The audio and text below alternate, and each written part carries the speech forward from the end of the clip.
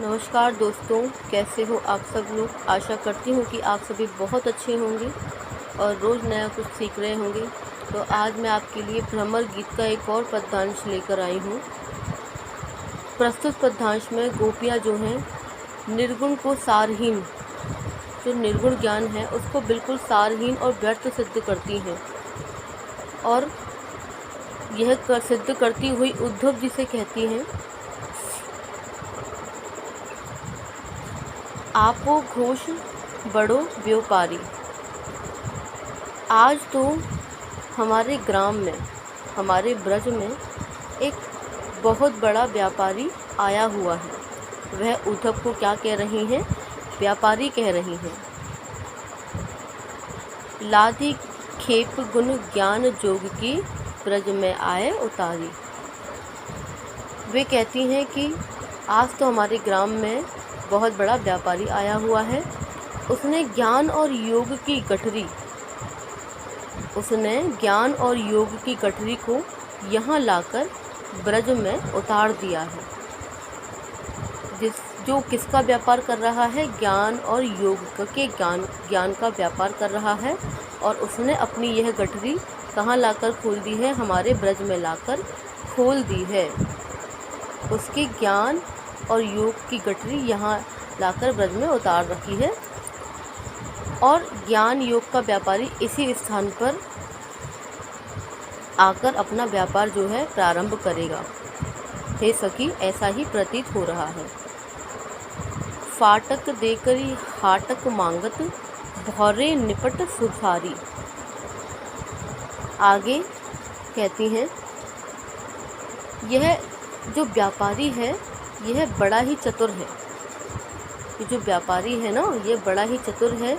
यह तभी तो हमसे स्वर्ण लेकर, फाटक देकर ही हाटक मांगत, मतलब कि हमसे स्वर्ण लेकर उसके बदले में फटकन मतलब कि तुच्छ और व्यर्थ वस्तु हमें देना चाहता है। कहते हैं फटकन देना चाहता है। इसने हमें निपट भोला और मूर्ख समझ लिया है। इस व्यापारी ने, जो कि हम स्वर्ण लेकर हमें तुच्छ चीज़ देना चाहता है, इसने हमें बिल्कुल भोला और निपट भोला और मूर्ख समझ लिया है। घुर ही तो खोटो खायो है, लय फिरत सिर भारी। आगे वे कहती हैं, हे सखी, इसने तो प्रारंभ से ही खोटी कमाई खाई है। यह जो व्यापारी है इसने प्रारंभ से ही खोटी कमाई खाई है। इसी बेईमानी की प्रवृत्ति का कारण इसका माल ही नहीं बिकता, क्योंकि इस व्यापारी ने शुरू से ही खोटी कमाई खाई है। लय फिरत सिर भारी, इसी बेईमानी की प्रवृत्ति के कारण इसका माल ही नहीं बिक रहा है और उसके बोझ को सिर पर लिए फिर रहा है। इस व्यापारी का जो माल है वह इसी कारण नहीं बिक रहा है क्योंकि यह घाटे का सौदा कर रहा है और इसी वजह से यह उसके बोझ को सिर पर लिए फिर रहा है। आगे कहती हैं कि इनके कहे कौन उहकावे, ऐसी कौन अजानी। कि इस व्यापारी के बहकावे में कौन आए। यहाँ ऐसा तक कोई अनजान और मूर्ख नहीं है जो इस तरह का घाटे का सौदा करेगा। अपनी दूध छाड़ी को पीवे, खार कूप को पानी। अपने घर के दूध को छोड़कर वह खारे कुएं का पानी क्यों पिएगा। मतलब कि वह जो उद्धव के ब्रह्म ज्ञान को, योग के ज्ञान को क्या किससे संबोधित कर रही हैं?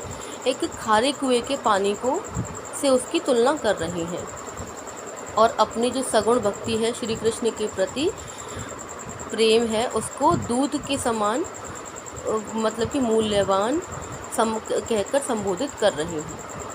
अपनी दूध छाड़ी को पीवे, खार कूप को पानी। कि ऐसा यहाँ पर कौन मूर्ख है, कौन अनजान है जो अपने घर के दूध को छोड़कर खारे कुएं का पानी पिएगा। आगे गोपी कहती हैं, ऊधो जाहू सवार जहाँ ते, बेगी गहरू जानी लागू।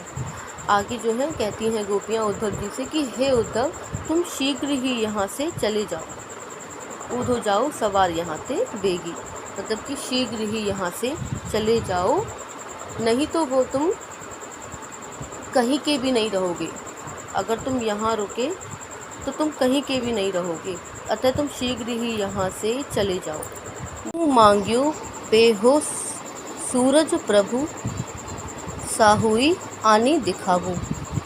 तब गोपी उद्धव जी से कहती है कि हे उद्धव, हम तुम्हें मुँह मांगा पेहो सूरज, हम तुम्हें मुँह मांगा धन देंगे अगर तुम उन साहूकार श्री कृष्ण को यहाँ ले आओ, यहाँ हमें लाकर दिखा दो, तो हम तुम्हें मुँह मांगा धन या विनिमय देंगे। जिन्होंने तुम्हें यहाँ पर व्यापारी बनाकर भेजा है, अगर तुम उनके दर्शन हमें करा दो तो हम तुम्हें मुँह मांगा धन देंगे। तो ये है उक्त पद्यांश की व्याख्या। आशा करती हूँ कि आपको व्याख्या पसंद आई हो। वीडियो अच्छी लगी हो तो इसको लाइक कीजिएगा, अपने मित्रों के साथ साझा कीजिएगा, और चैनल पर नए हैं तो कृपया मेरे चैनल को सब्सक्राइब कर लीजिएगा। धन्यवाद।